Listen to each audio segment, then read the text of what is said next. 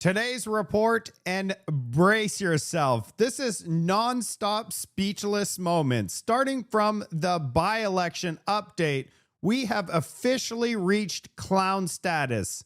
The ballot is so long, it's going to take a printer 10 minutes to complete one single ballot. And Canada is now marketing to recruit LGBTQI refugees with, get this, 1 year of income with massive social benefits.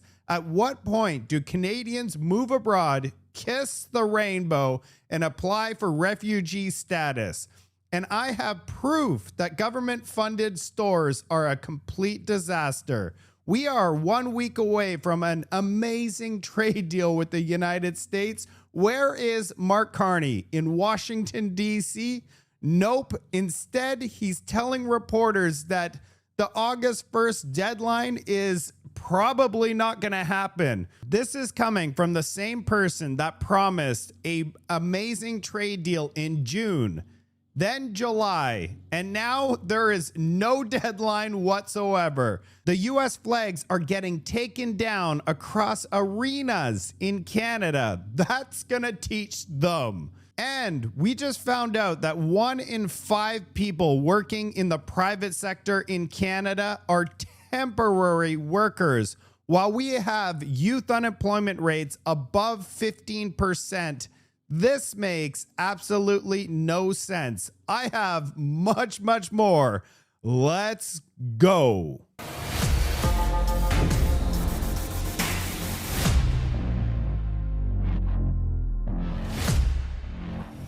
Where there is now 187 confirmed candidates, 13 away from 200, and there's still 5 days left for new entries. This thing could easily go above 200 based on the pace of new candidates. Here is Elections Canada's website, which has been updated today.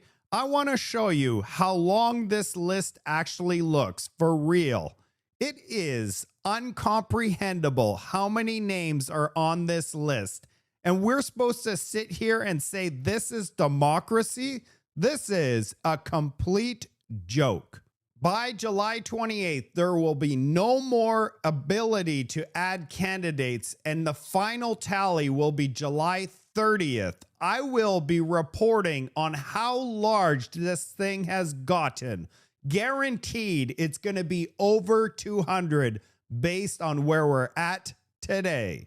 Now, this next story is going to blow your mind. Canada's now marketing to recruit LGBTQI refugees with 1 year income. They're paying them for 12 months and a massive social benefit.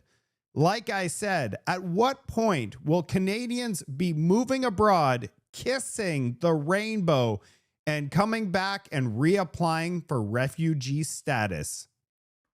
Don't believe me? Here we are on Canada's official website.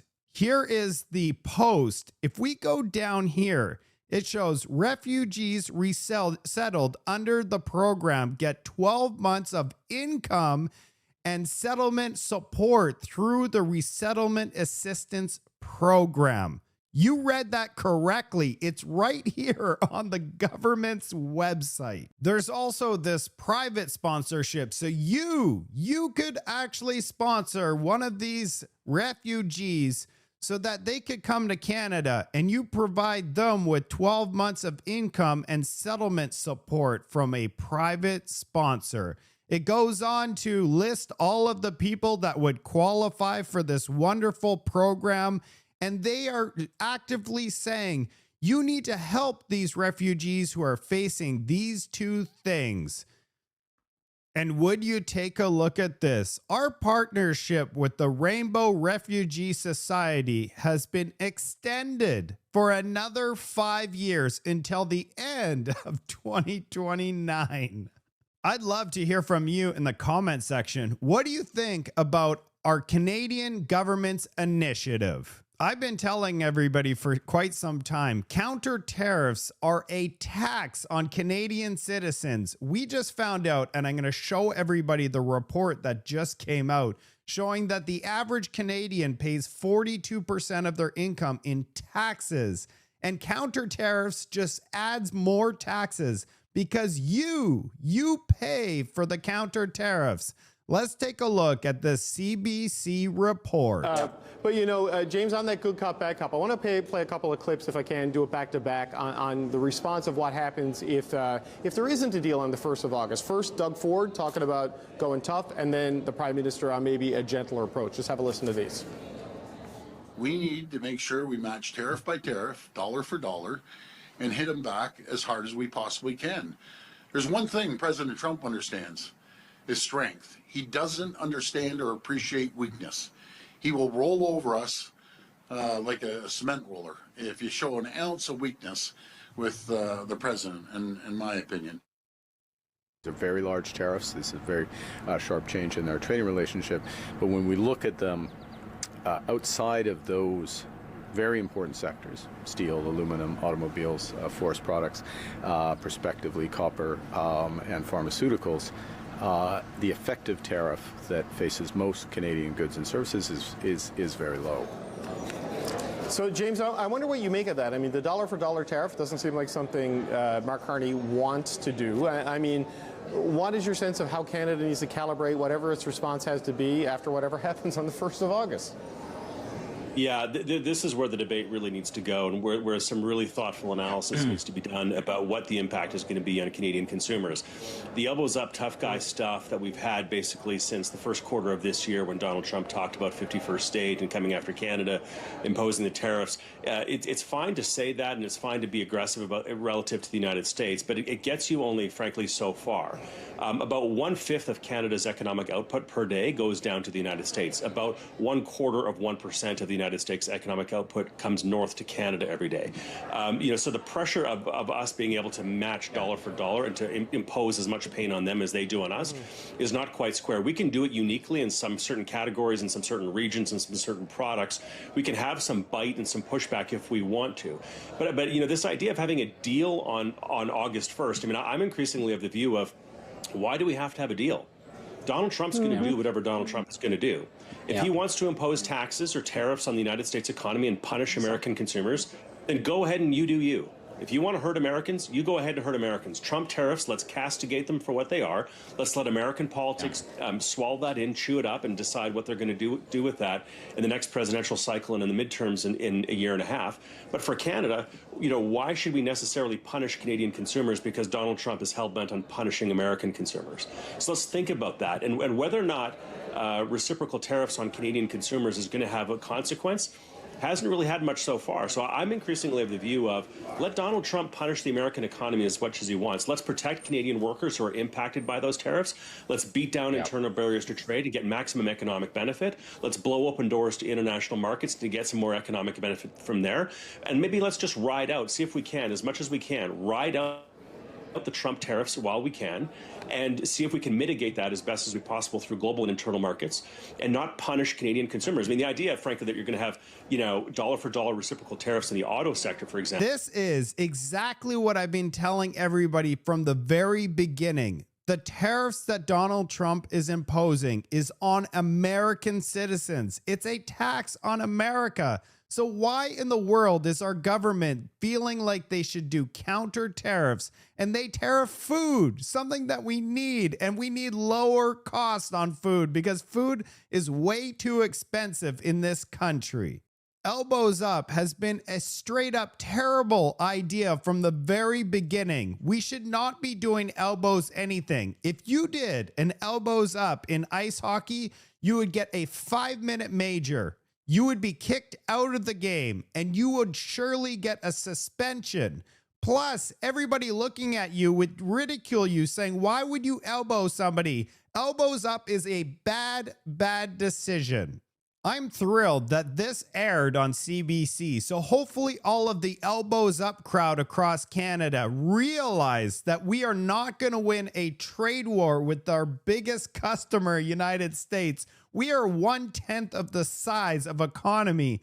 We could do all we want, but we need to just make a deal with them and let Trump do what Trump's going to do. We need to start looking after ourselves. Here we have Doug Ford yeah, that's right. He's thanking Donald Trump for imposing all of this economic damage on Canada, because what he says is he has woken up Canadian politicians. No more 5, 10, 20 years to get things approved. Donald Trump has literally lit a fire underneath our Canadian politicians to get things done. Now we have to actually wait and see if they actually do anything. That we have to move faster, quicker, immediate. We can't be delaying this. We should have been doing this decades ago, 10 years ago, 20 years ago. And there's one thing we can thank President Trump for, is getting us moving. Getting us moving, getting us united like I've never seen before across the country, and focusing on large infrastructure projects, be it building large-scale nuclear, small modular reactors, wind projects out east, hydro and other areas, and I'll let Francois speak about the projects in Quebec, the road to the Ring of Fire, making sure that we get moving on the critical minerals, getting rid of the red tape and regulations, and building potential pipelines north, south, east, and west, building rail across our country, and right beside that, putting possibly hydro lines along the rail lines, along with pipelines. So there's a lot of infrastructure happening and a lot of talks happening, and we need to get moving as quickly as possible. And we need to unleash every tool we have in the Canadian toolbox. We can be the most safest, number one, but the most prosperous, the wealthiest, the richest country on this earth. We can lead the G7 in economic growth, but we need to get the regulatory burdens out of the way. We can't be taking years and years to get things done. We should be getting things done, moving shovels in the ground in months opposed to years, and move a lot quicker than what we're moving right now. Doug Ford is saying all the right things here, but that's the thing. They've always said all the right things. Every time they speak at any press conference, they just look at the situation and say, we should, we could, we would. Now it's time to see if they actually deliver on anything. But based on history, we're going to have to see. Here's the thing, Canada. We're not going to be an economic anything unless the Liberals remove all of the restrictions that they put in place over the last decade. Check this out. Can you be more specific regarding, quote, regulatory burdens and, quote, bad laws that you're referring to that you want changed at the federal level? Well, I'm going to hand it over to Danielle. She has it memorized. I don't have it memorized, so let it roll, Danielle. Sure, happy to go through them. I've got a little cheat sheet right here in my notes so that I always have them on hand. So first of all, C-69, we call that the No More Pipeline bill. That needs to obviously have some substantial rewrite, and I think that that's what the 2-year to yes policy recognizes, is that has been a barrier to getting big projects built. That's one. The emissions cap, we're not going to be able to fill a new pipeline if we're capping emissions, which means capping production. With the aggressive targets, we would have to curtail production 2 million barrels a day by 2030. That's got to go. Carbon pricing, we want that to stay provincial. We have a $95 carbon price. Other provinces have made different choices for different reasons, but we want that to be provincial. We don't want them to take over carbon pricing. The clean electricity regs, I can tell you we have 17,000 megawatts of demand for AI data centers in our province. The only way we're going to build them is if we can build natural gas power plants. That won't happen if officials or if company executives are going to go to jail in 2035 for not having met emissions reduction targets that are overly aggressive. Tanker ban, again, if you can't put something on a ship, there's no point in building a pipeline to the coast, so that's got to go. The declaration of plastics is toxic. We have an integrated market back and forth between the U.S. and Canada on plastics. If you're having to handle it like it's hazardous material, adds a bunch of additional regulation. Plus, the federal government's partnered with us on a net zero petrochemical plant in Alberta. So it's chaotic policy to support and subsidize on the one hand and then try to ban it on the other. Net zero vehicle mandate, we've discussed that. And then censorship of Bill C-59. what we're hearing. I mean, if an industry is not able to talk about their genuine emissions reductions efforts without facing criminal charges for greenwashing, then we're kind of missing the point of the exercise. And the last one is we don't want to see export taxes on energy or export restrictions for the reasons that we've been talking about as well, that the Americans have a bigger hammer. If they cut off Line 5, not only does that harm Ontario, it also harms Quebec. And so we do need to find other routes, but in the meantime, we shouldn't be talking about energy restrictions, because I think it would have a devastating impact on Alberta. So those are on Canada. Those are the 9. Well, now that we know the 9, and we also know Mark Carney's book of values, what she's asking for, or these premiers, is that he takes the book of values, he lights a massive bonfire, he takes all of the books that he fully backs, he's the one that written it, and throw it directly into the fire and let it all burn. Do you think Mark Carney is going to burn his book of values? I'll let you decide. So now we just found out from Doug Ford that Mark Carney spent the night with Doug Ford in his cottage. So full disclosure, Prime Minister stayed at my place. We had dinner. We were up till 12:30 at night, chatting in front of the fireplace, solving all the world's problems. And you've got a very nice small chalet. Yeah. I have a little shack up down the street there. And do you know what it is? Yeah, I'm telling you, I haven't known him for long, but the Prime Minister is the most humble person you'd ever want to meet. Let me just give you a little background. Now you got me on a roll here. Okay, the Prime Minister was a Goldman Sachs guy. He worked on Bay Street. He was the chair of Brookfield, which I think is close to $1 trillion fund, chair of Bloomberg, everyone knows Bloomberg, Bank of Canada governor, Bank of England governor. I have to stop. Then why did he leave his other jobs where he was making tens of millions of dollars to come to Canada to make $400,000 and have to deal with Canadians that are furious about the last 10 years of Liberal-led government? He has never said that in his entire time I've known him. He doesn't do that. He's very humble. He listens. He's a smart business person. And I always tell my business owners, who would you give the keys to? I'd hand the keys to a business over to the Prime Minister. He's business-minded. He has his hands full because of the last 10 years of what has happened in our country. He's playing cleanup right now, and we're going to... Oh, man, Doug Ford. I don't know. Does he not realize that Mark Carney's been the economic advisor to the Trudeau Liberal government for the last 5 years? So this cleanup he's talking about, he's cleaning up his own mess that he was partially responsible at creating.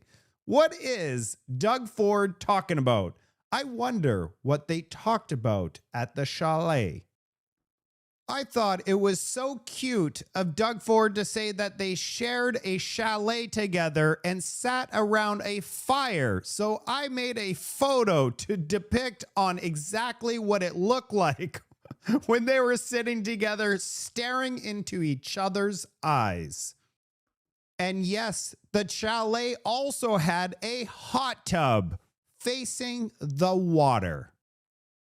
Now, this is going to be terrifying for everyone. We got some news from the UK that says Brits could be banned from going on holiday as carbon passports introduced. I read this article. Don't jump and do the panic button yet. It says it would not come into effect until 2040.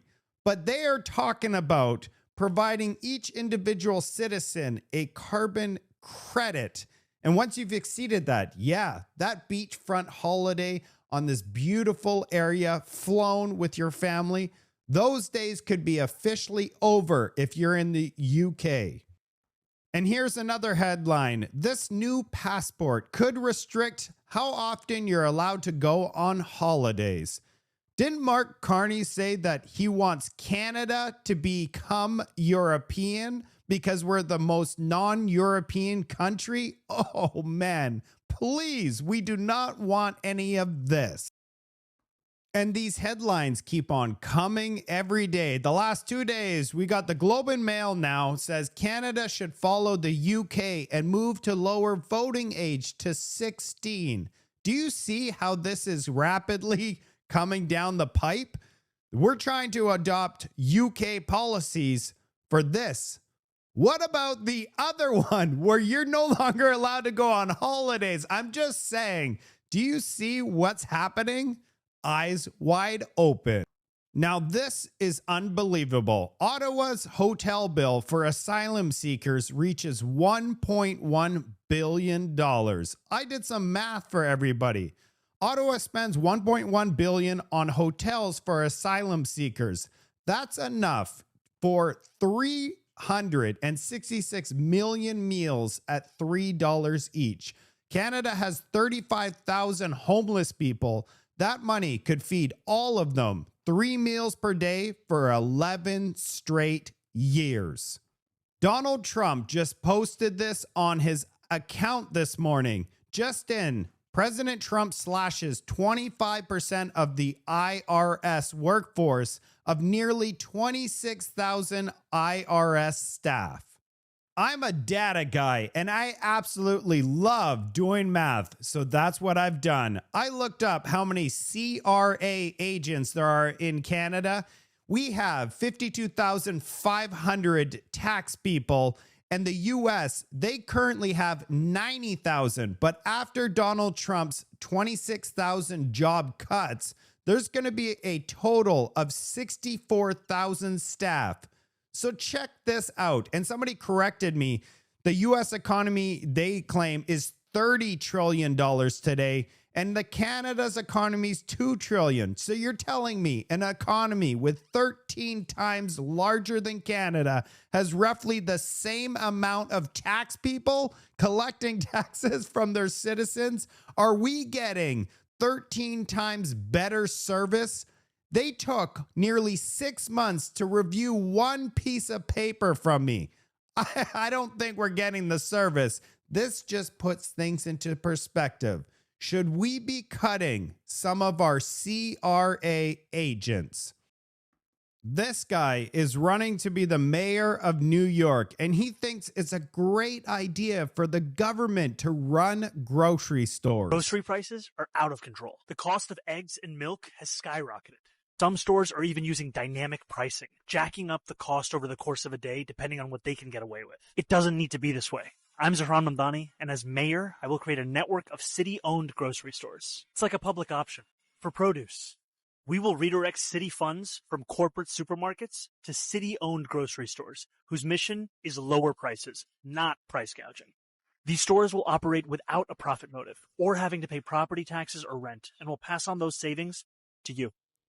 And we got some breaking news. A store in Kansas, which is run by the government. Yeah, this is why it's a terrible idea. It's clear this Sunfresh at 31st and Prospect is struggling. This is the first section people see when they come in. There's barely any produce. A lot of the coolers and shelves around the store look the same way, empty. So shoppers have been asking us, if the store isn't closing, then where's all the food? A rotten smell comes through the door, and anywhere you turn, you'll see products that need to be restocked. No hot food or deli. I watch people walk in and walk out. The grocery store has received financial assistance from the city, but has been unable to keep those shelves stocked in an area that in the past has often been referred to as a food desert.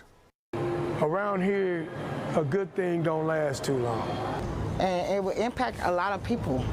And a lot of families. The city owns the Linwood Shopping Center. A nonprofit operates the grocery store. There you go, Canada.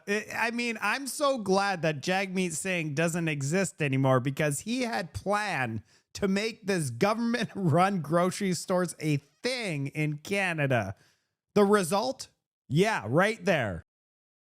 Now let's take a look at supply management in Canada. Just so people are aware, Canada's dairy sector represents below 1% of total GDP in this country.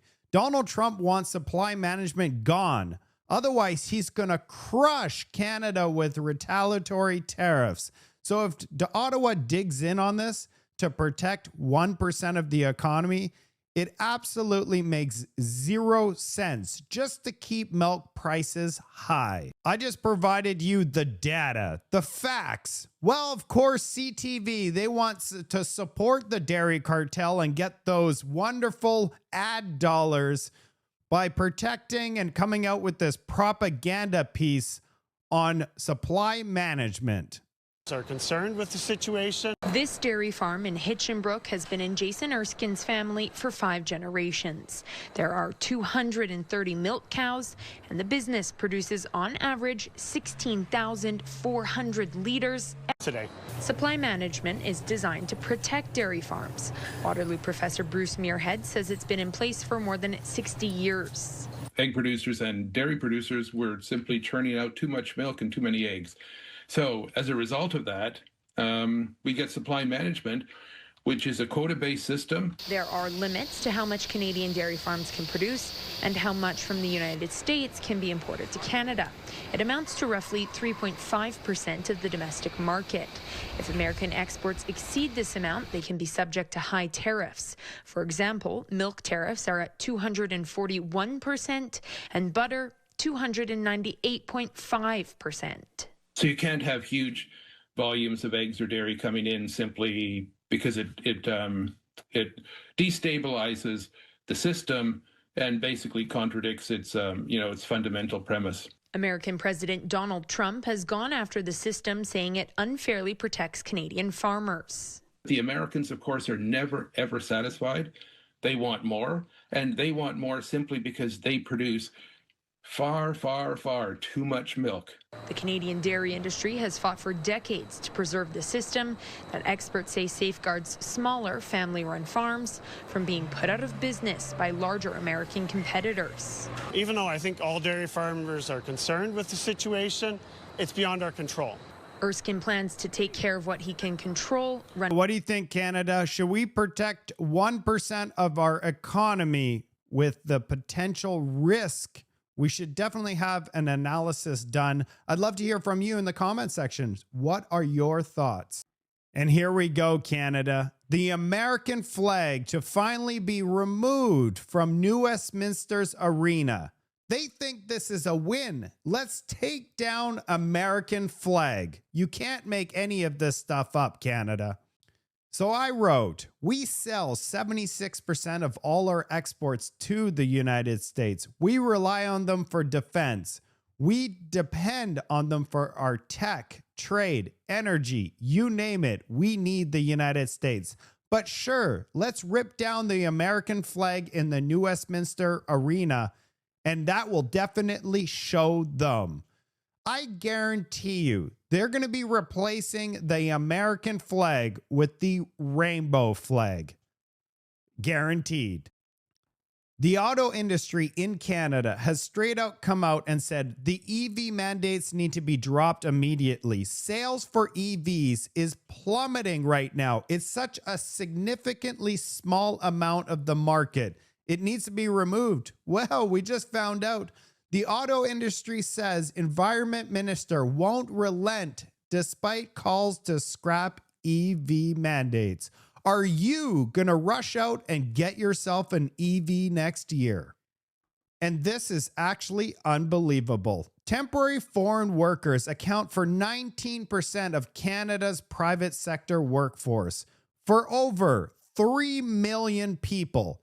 Currently, we have over 15% of our youth are unemployed and 20% unemployment for youth that are looking for a summer job that's in university. Do you think that's fair for those people, actual Canadian citizens? Fix this. This needs to change. The Fraser Institute just came out with a brand new report which showed the average family in Canada pays 42% of their income in taxes. That's more than food, clothing, and housing combined. What are we getting for all these taxes? Is our hospital wait times lower? Are there potholes in the streets in Canada?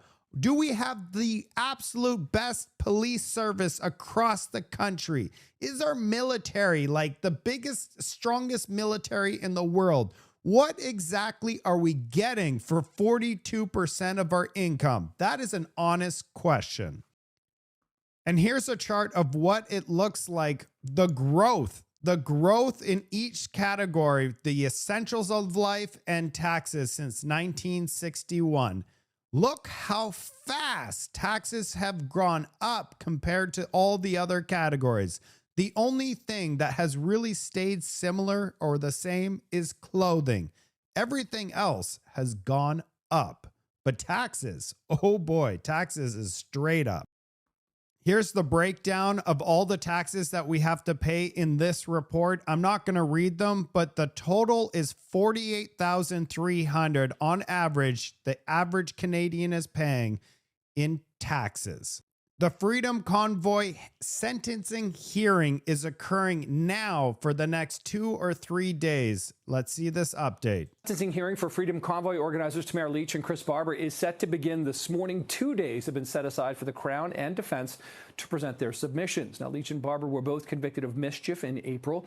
The Crown's looking for a 7-year prison sentence for Leach and 8 years for Barber, who was also convicted of disobeying a court order by encouraging protest participants to keep honking their truck horns. The Freedom Convoy saw hundreds of trucks and thousands of people occupying the streets of downtown Ottawa for 3 weeks in the winter of 2022, all in protest of COVID-19 public health measures. Here's the problem I have with the CTV report. CTV isn't slightly appalled by a 7-year sentence for mischief, like graffiti or theft under $1,000 or doing a donut in a parking lot. Yeah, that type of mischief. And Chris is getting an additional year for encouraging people to honk. Yeah, it's unbelievable. It's like they don't give a damn about Canadians anymore. When media stops protecting Canadian citizens and starts amplifying state power, we don't have journalism anymore. We just have straight up propaganda. Melanie Joly has confirmed multiple times that the only person that's negotiating a deal for Canada and the United States is between Mark Carney and Donald Trump. Every single journalist in the country wants to have more information about the negotiations, and my answer is always the same. We will let the Prime Minister do the negotiation, supported, of course, by our negotiator-in-chief back in Washington, Kirsten Holman, and we will not negotiate in public. There you go. The negotiation man is Mark Carney. Where is Mark Carney? Because we are like a week away from the deadline, August 1st. You'd think that Mark Carney would be heading to Washington to get us a trade deal. But instead, Mark Carney, because he's the only one negotiating, Mark Carney is heading to visit his birthplace in Northwest Territories. I'm sorry, Canada, but it looks like our August 1st deadline. Yeah, we're not going to get there. That's it for today's report. I am in shock about the 187 candidates for the by-election. What do you believe will be the final number? I will be reporting the final number on my channel on July 30th. I make videos every day, so make sure you subscribe to my channel so you don't miss any of my reports. Also, what was the most ridiculous thing you saw in today's report? Let me know in the comment section. I'll see you on the next report.